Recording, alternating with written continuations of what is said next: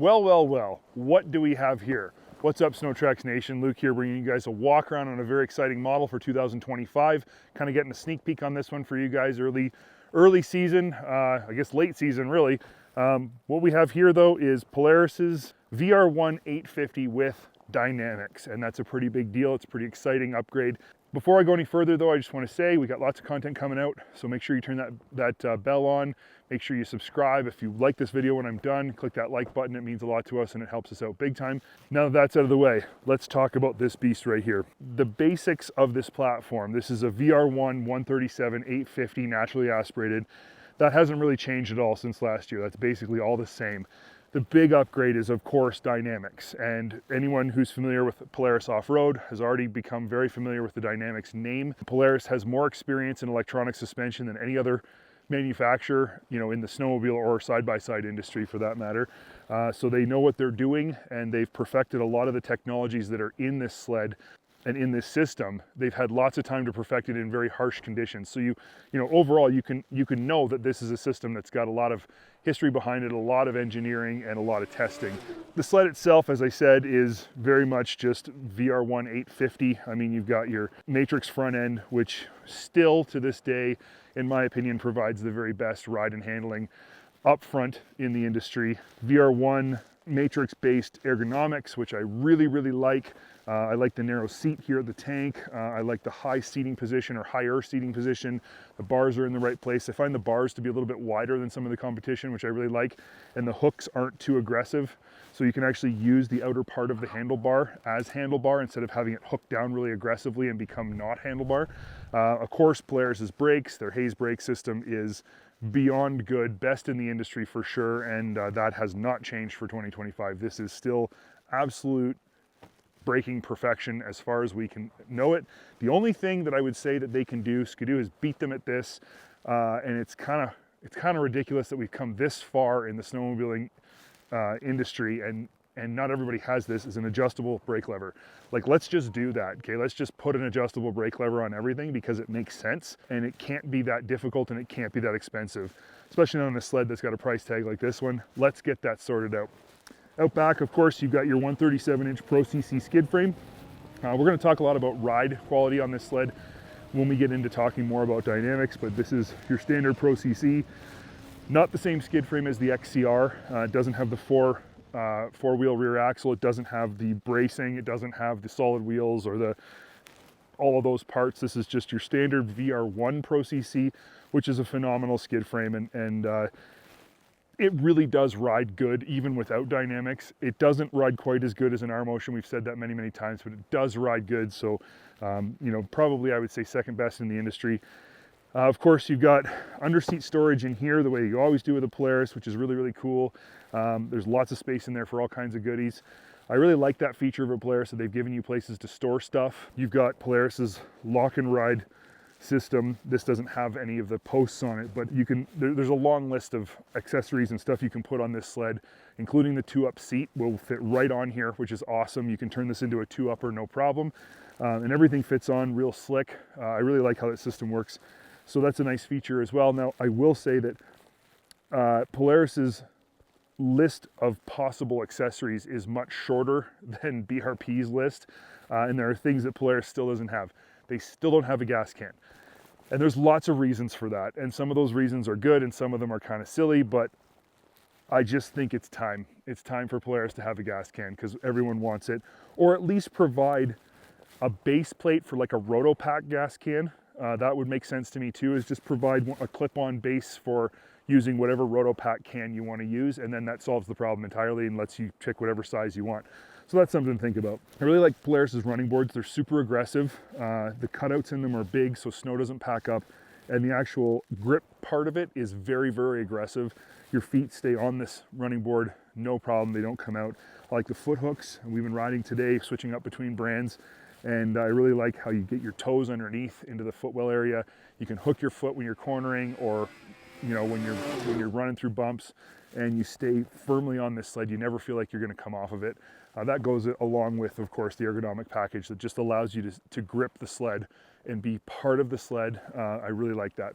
Of course, we've got 7S after riding all of the sleds today, all three of the highest tech 850s in the industry, I've got lots of opinions on 7S versus 10.25 versus Garmin 8-inch, and you're gonna have to wait for the shootout to see what that's about. We are doing a shootout on the highest tech 850s in the industry, naturally aspirated 850s in the industry, and we are going to shoot out things like the technology that's on the sleds, of course. So you'll get all the information in that shootout that's going to be coming up next season. Stay tuned for that. But those answers are coming. I'm not going to give away our final verdicts here, though I will say there will be some good discussion between AJ and I, because I think we might have some differing opinions. Unlike our 600 shootout last season where we agreed on almost everything, this season we have a lot of things that we feel differently about with these sleds, so that's going to be exciting, and hopefully there won't be any bloody noses or black eyes. We'll just have to see. But does have 7S, and I still believe 7S is just a phenomenal electronics package, phenomenal gauge package. It's user customizable, it's got built-in GPS, it's got built-in communication.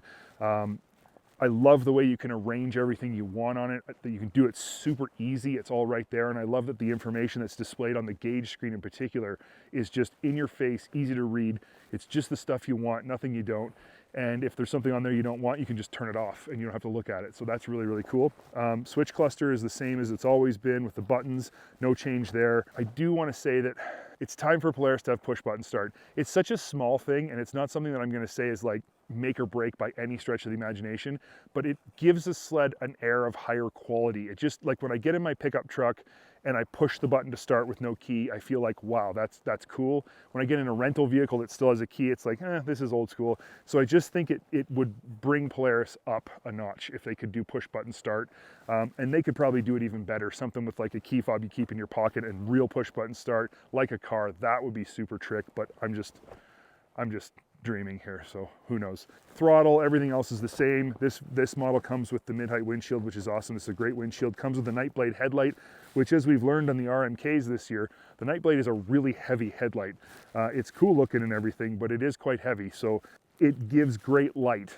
And I think that probably for a trail rider is worth the extra weight, that it gives an excellent spread of light and very long beam. So that's good. Skis, regular Polaris skis. We were talking about skis, actually. AJ and Mark and I were talking about skis and about how it's funny that, you know, Skidoo's got a new ski, and here's Polaris with the same ski they've had forever, and it still works amazing. Sometimes when you make something that works, it just works and it doesn't need to be changed a whole bunch, and that's what Polaris did with their skis. Overall, this sled is a real basic colorway. Obviously you can see it's just gray and black. There's really no other colors except the DYNAMIX shocks in orange. But even just seeing in the catalog, seeing some of the sleds that we've seen at the release of 2025 Polaris, there are some wild color schemes you can go with on these sleds, some really unique stuff. Some of it is just absolutely gorgeous, some of it is just butt ugly, but to each their own, and what I think is gorgeous, you might think is butt ugly, so it just is what it is. But I really love that Polaris does full customization from a visual perspective. You can have your sled look however you want it, and you don't ever have to be just like somebody else. That's a big one. I really think that's cool, and they're really the only ones doing that, so I think that's a big deal. Now, of course, I want to talk about what we all want to talk about, what you've been waiting to hear about, is DYNAMIX. So what is DYNAMIX first? Well, it is an electronically controlled, automatically adjusting suspension system. So right here, this is not a clicker. This is actually like a servo motor type thing that adjusts the compression damping. With DYNAMIX, with the Fox Live valve on DYNAMIX on a Polaris, you get compression adjustment only. Skidoo has compression and rebound on Smart Shocks, and that's a pretty big difference. You'll have to wait and see whether we think that makes a difference in overall ride and handling, but that is a significant difference in the functionality of the two. The other big difference in functionality is that Polaris's system is based on an IMU, or an inertial measurement unit, not all kinds of sensors. So they do have two sensors, throttle and brake, that's it. All of the other pitch, yaw, all of that kind of stuff is all done through the IMU unit itself that has a bunch of like inertia sensors inside of it. And Polaris claims that this makes it way faster, that they can adjust for attitude changes in the sled faster because it doesn't have to read information from sensors, then calculate and compute the information, and then make the changes. It knows exactly what's happening already in the IMU itself and just makes changes right away. They say that it's significantly faster. I can't quantify that myself. I don't have that kind of testing ability or that kind of knowledge, but I can say that it works. I love the orange on the shocks. I think it's so cool they went with this matte orange color. It looks trick, stands out like crazy, especially on a sled like this that's all kind of a monotone color scheme. I think it would look good on almost any color. Orange tends to look good with a lot of different colors, and I think it just screams at you when you're coming down the trail and you see the guy coming at you and he's got orange shocks, you know he's got DYNAMIX. So it's a brag kind of thing, like, hey, I paid for this. I want people to know that I'm super cool and have electronic suspension. So now they do, and that can stroke your ego all day long.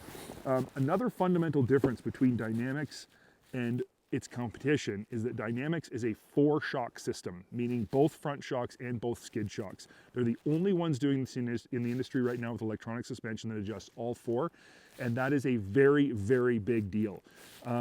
We have talked about this internally amongst ourselves. My riding this season has shown me very dramatically that that front arm shock is quite possibly the most important shock on the whole snowmobile, but I think it's the most important shock in the skid frame.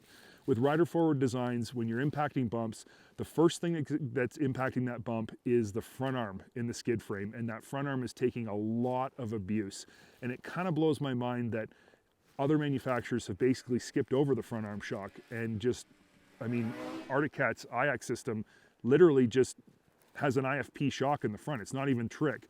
I really think Polaris did the right thing with putting all 4 shocks and using all 4 shocks with DYNAMIX. And you gotta remember, Polaris has more experience with this than anybody in the industry, so they know how to do this, and they saw right away the benefits of that. So what is DYNAMIX supposed to do? Well, DYNAMIX is intended to make the sled handle better when you go through corners and handle better and be more stable and predictable in bumps.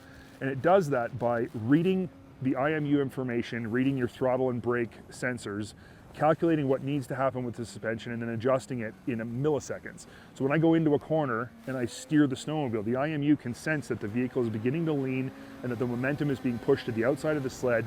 It knows, okay, you're going into a corner. To prevent body roll, I'm going to stiffen the outside shock to make it less likely to collapse as I'm turning the corner, and therefore handle flatter. And it does just that. It works just like that. Same in the rear end. When you hit the throttle, the IMU senses that forward momentum, that inertia moving forward, and it knows that if I don't stiffen the rear shocks, you're going to squat too much and we're going to lose forward drive. I'm not really sure what it thinks about that, because I know it needs to transfer weight and kind of lean back, but it all works together to make a sled that when you hit the throttle, when you hit the brakes, when you steer it, it's staying more in control and it's handling more the way in an ideal world a sled would handle. It's making it work the way, if you could make anything work perfect, that's what it's working towards, and it works really, really well. Cool things Polaris has done with DYNAMIX. So they have a dynamic screen in the 7S display, which is really, really cool. And anyone who's familiar with Polaris's side-by-sides that have DYNAMIX on them, you're already familiar with this. But they have a picture of the snowmobile on the screen, 7S display, in the dynamic screen. And on this picture of the snowmobile, there's bar graphs beside each of the shocks on that snowmobile. Those bar graphs show you what level the compression settings on the shocks are at. They can be green when they're low, and they can go up to orange when you get higher, and then red when they're like full stiff. It's really cool. You can see it live on the screen as it's happening. It's something that's, I'm not going to say it's like necessary information, but it kind of gives you this feeling like I got my money's worth because I can see that it's working. It's not just invisible. It's not just something that's happening. It also lets you know what it's doing, which almost tricks your brain into feeling like it's doing more. So it's kind of an interesting mind thing. It also shows you what the IMU is reading in terms of pitch and yaw of the vehicle. There's a little circular graph that shows you what's going on, kind of like a bubble level, showing you what's going on as you're driving. So that's fascinating to watch in itself. Watch the trail, not the screen, but when it's on there and you glance at it, it's pretty darn neat to see. There are 3 settings, if I can remember this. There is comfort, rally, and extreme, I think. I think those are the 3 settings. Comfort is pretty self-explanatory. All the shocks are at 0 compression. They are still active though, so when you are in comfort and all the shocks are at zero, when you accelerate, it will still stiffen the rear end. When you brake, it will still stiffen the front end, just on a much lower scale than if you are in rally. Now, rally's a funny one. What does rally mean? If you're a Minnesotan and you're from Roseau, that is a term people use much more in the US than in Canada, and much more sort of in that Minnesota, Michigan type area. Rallying is like going for a fast ride. That's what, like, we're rallying the sleds. And that's a word that a lot of us won't understand, which is why I think it was probably not the right word to use for that middle setting. It's not universally understood by everybody. It will be now though, I guess, so maybe it's fine. But that's what rally means, and it's the middle setting. It's the setting most people ride on. Even Levi LaValle has said that when he uses his DYNAMIX equipped sleds, he leaves it on rally all the time, and that's where I would leave mine all the time. It brings the base settings up a bit, and when you go into corners, when you accelerate and brake, it raises the settings as necessary, but it raises them more aggressively than in comfort. And then you've got extreme, and that's basically only if you're going to pound huge bumps, like really, really fast. It bumps everything up dramatically, and it really ramps the shocks up. That's where you're going to see the red full number 10 compression. Now, while there is a bar graph that has lines in it, what's interesting to note and what's important to note is that that doesn't mean there's only certain clicker settings in the shock. It is infinitely adjustable. It's just giving you a bit of a graph that's understandable where the shocks are set. So you don't have to, it's not like it has 10 settings, it has infinite settings. It's just giving you a visual of what's basically going on. So that's interesting. The other thing that's really great about this system that nobody else is doing, Polaris has put a physical switch on the dashboard for adjusting your DYNAMIX base settings.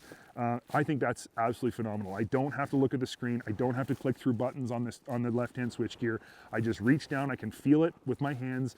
I know what I'm doing. When I push the button, it comes up on the screen in a big bold, like you're adjusting something, beware, and I can adjust up and down through the settings. So I think that's really, really cool. It's something nobody else is doing. It's something they should do because it's better. With all of that said, there is the point that generally speaking, when you're riding, you're going to leave it in the rally mode anyway. So do I really need a button? I just think having the button is the way to go. I think it's the right thing to do, and it's really cool. So that's basically DYNAMIX. Not really sure what else to say about it other than you're going to have to stay tuned to find out how it works. I will say it works very good, but I'm not going to go into much more detail. We are going to compare things like DYNAMIX, ATAC, and Smart Shocks in the shootout that we're shooting between the high-tech 850 naturally aspirateds. Stay tuned for that. AJ and I are going to have some arguments. We're going to throw some buns at each other and snowballs and call each other bad names off screen, but it's going to be fun, and I think the results are going to be pretty interesting as well. I don't actually know what they are at this point. We're going to find out. Other than that, I don't really have anything else to say about this thing. I appreciate you guys watching these videos. If you like them, make sure you click the like button. And if you haven't yet, make sure you subscribe. And before I go, I absolutely know that I must start this snowmobile so you can hear what a Polaris 850 sounds like, because no one's ever heard that sound before. It's completely new to the industry. Oh wait, no it's not. Let's start it up anyway. Let's start it up anyway.